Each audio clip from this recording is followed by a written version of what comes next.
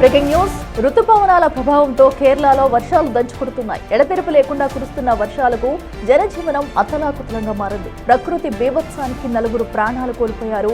వివిధ ఘటనల్లో 28 మంది గాయపడ్డారు. భారీ వర్షాలకు చాలా చోట్ల ఆకస్మిక వరదలు పోటెత్తాయి. కొండ చర్యలు విరిగిపడ్డాయి. 11 జిల్లాలకు వాతావరణ శాఖ వెదర్ అలర్ట్ జారీ చేసింది.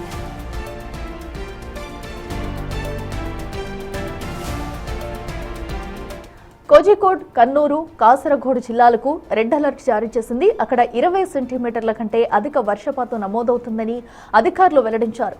వాయనాడ్, మలప్పురం జిల్లాలకు ఆరెంజ్ అలర్ట్, పదనంమిట్ట, కొట్టాయం, ఇడుక్కి, ఎర్రకులం, త్రిశూర్, పాలక్కాడ్ జిల్లాలకు ఎల్లో అలర్ట్ జారీ చేసింది వాతావరణ శాఖ.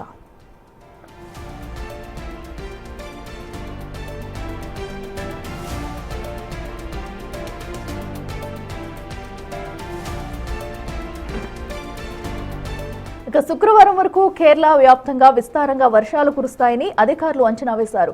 భారీగా ఈదురుగాలులు వీచే అవకాశం ఉందని చెప్పారు. సముద్రం అల్లకల్లోలంగా మారింది. దాంతో జాలర్లు చేపల వేటకు వెళ్లొద్దని అధికారులు హెచ్చరించారు.